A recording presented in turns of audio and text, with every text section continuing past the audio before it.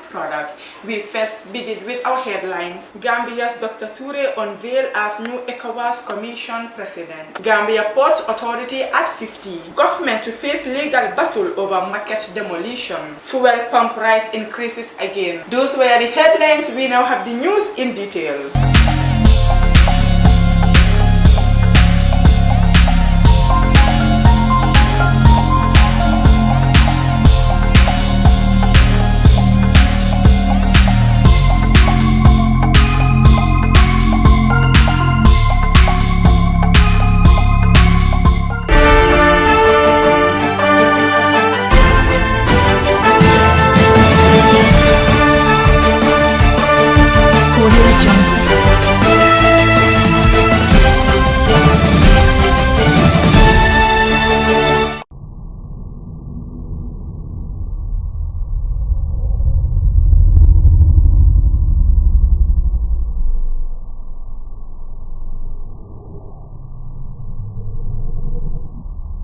Jean-Claude Kassi Bro, who has served a 4-year mandate.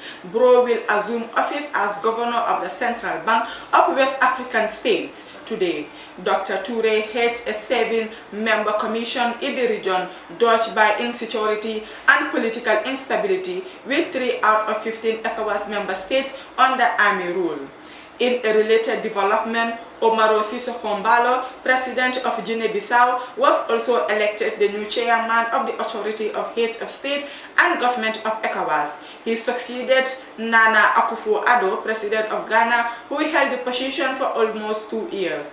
Embalo survived a coup d'etat in February this year. This led to the establishment of a standby force made up of 609 troops selected from different member states of the regional body to ensure stability in Guinea-Bissau.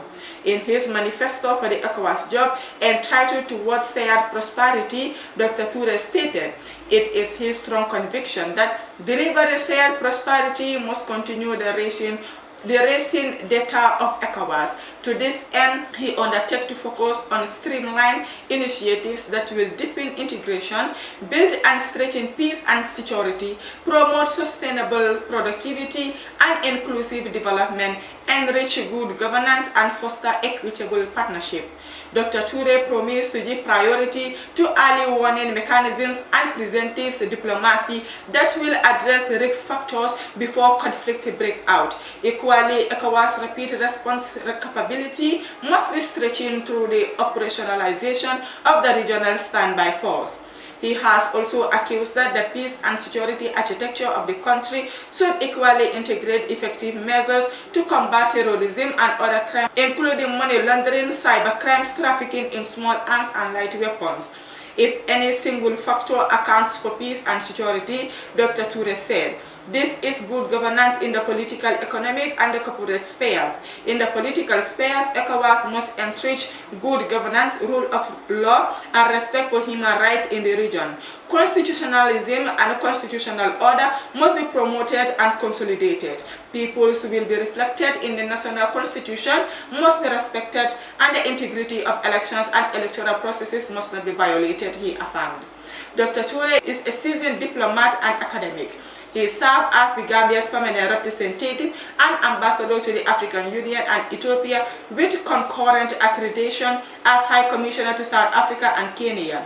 He was the Gambia's permanent representative designate to the United Nations in New York before being appointed Minister of Foreign Affairs. He also worked as a regional policy advisor at the Regional Bureau for East and Central Africa of the United Nations Food Programme, consultant to the United Nations Economic Commission for Africa, UNDP Gambia Country Office, and the Commission of the African Union. Until his latest appointment, Dr. Toure worked at the Islamic Development Bank in Jeddah, Saudi Arabia since 2012. He holds a PhD in International Relations from the Graduate Institute of International and Development Studies, University of Geneva. He also studied finance and speaks English, French, and Arabic. His publications include the African Union, the first 10 years, 2016.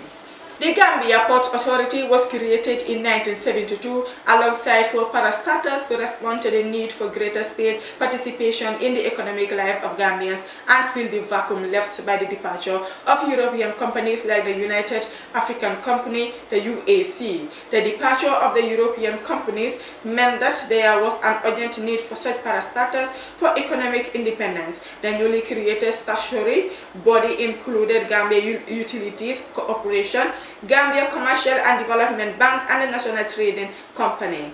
But 50 years on of these parastatals, only the GPA remains intact in its original form and mandate and still growing strong. He believed that this is a good cause for celebration, Gambian historian Hasim Cissé said. On the other hand, the Marine Department was created in 1909 to handle marine and dockyard needs of the country. The marine functions included registration and license of the fleet of river craft that played the river and foreign ships that docked. The dockyard tended to repairing ships and other vessels. At this time, each of the major European firms such as Vesia, Palmine Butters, VK Partisan and CFAO had their own docks to handle their fleet of river craft and also to handle ships bringing goods of taking exports like groundnuts. This is why there was centralized portage. Each farm, a group of farms ran their own waves. Though there was light of CFAO docks, Vasia docks and Palmine docks, etc., stretching along the Bato shore, Cissé explained. Babakar Sallah, a sea pilot and captain, was entrusted to put the newly created ports to work. Port soon got to work and a few days later published the ports, dues and rates, regulates which set the tariffs. It took the authority board 3 sittings to complete the work on the regulations. On the 30th December 1972, the Ports Authority announced that it was taking over all master portage and stiff dooring for all ships bringing bulk or reporting for loading on after January 1973. In order to set the scheme on a sound footing and ensure some continuity, the Gambia Ports Authority arranged at the end of the 1972 for the various shipping agencies like Elder Dempson to transfer to Gambia Ports Authority employment of all their qualified and experienced staff in cargo operations. If this was not done, these staffs would be jobless as the Gambia Ports Authority was now the sole handler of cargo. This was indeed a foresightful and human move by the board, Hasim Cissé said. The Gambia Ports Authority commenced operations on the 1st July 1972. It was, however, not until the later end of its first quarter that the enabling legislation, the Gambia Ports Authority Act, or simply the Ports Act, was passed by Parliament. The Sukuta Salaji women said they will sue the Gambia government to court for demolishing their market and destroying valuable materials without any formal notice. The Sukuta Salaji Unity Association, in partnership with Sukuta Salaji women and other satellite communities, established a new market and urged the government to recognize and maintain for them a call the government ignored. The government, however, through the Ministry of Lands, has claimed that the said land is being reserved for other state purposes. But ever since, the women maintained that they needed that area for a market. Last week, the government ordered the demolition of the new market and other private structures within the vicinity despite several appeals from the women. Speaking to journalists at Sukuta Salaji shortly after demolition of the market, Bintu Bikuli, the Secretary General of Sukuta Salaji Unity Association, said they will engage the Female Lawyers Association so that they can sue the government. They do not fear anything because they have rights as citizens. She added that the Department of Physical Planning has demolished the market and destroyed all their tents without notifying them on making any form of negotiation with the women. Madam Colley said the tents and shops destroyed the market were worth approximately $500,000. She justified that the women vendors had purchased woods and corrugated iron sheets to make their tents. She had spoken to the Secretary General of the Governor of West Coast Region via phone and told the person that the demolished tents are worth about $500,000. This looks small, but it is very expensive. Some women had to buy wooden sticks at $360 and also bought corrugates to roof their tents. They often pay men about $1,500 or $2,500 just to make their tents or stalls. This is expensive, she urged. She added that some vendors had pushed metallic tools at $2,500 or $3,000, but only to be demolished by the Department of Physical Planning. Wuya Bojang, a vendor, said she personally have lost $2,500 worth of wood and a tent. She also bought her goods at $2,000 but could not sell them due to the demolition. They will not let this destruction go in vain. They will engage the Women's Bureau and then go to the court to that they regain the money they had spent. Secretary Salaji Men had participated in a series of recent press briefings over the past weeks regarding the new market, but none was seen in solidarity with the women during the demolition. However, Madam Bojang said their men had received information that they would be arrested upon any attempt to deter the demolition. Aminata Sanang, a vendor who claimed to spend $27,500 on her sale, justified that the government has started ordering the demolition of private structures and markets without following the due processes. The price of petrol and diesel have increased again.